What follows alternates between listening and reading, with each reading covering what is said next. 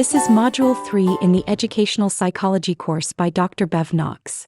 It is titled, Why Teachers Need to Understand Cognitive Development and IQ Scores. Cognitive development refers to how children acquire, organize, and use knowledge throughout their growth. It encompasses everything from memory and attention to problem-solving and critical thinking. According to the Delhi Institute, when teachers understand these processes, they can transform their classrooms from spaces of passive learning into vibrant environments where children actively construct knowledge.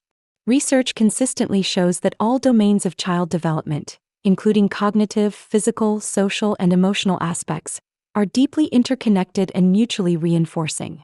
Children don't all learn the same way, and they certainly don't all learn at the same pace.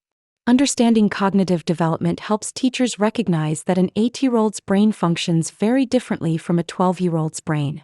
So, how does understanding cognitive development actually change day-to-day teaching practice?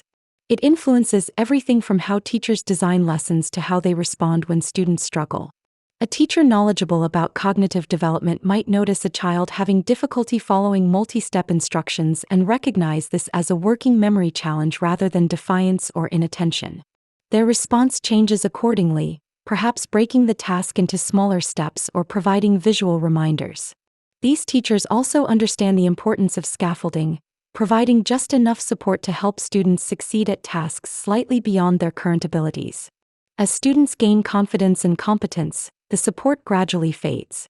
This approach, grounded in understanding cognitive development, helps children build not just knowledge but also the metacognitive skills to monitor and direct their own learning. Understanding cognitive development also helps teachers create emotionally safe learning environments. They recognize that stress and anxiety literally interfere with cognitive processing, making it harder for children to learn. By fostering classrooms where mistakes are seen as learning opportunities and where students feel valued and supported, teachers create the optimal conditions for cognitive growth.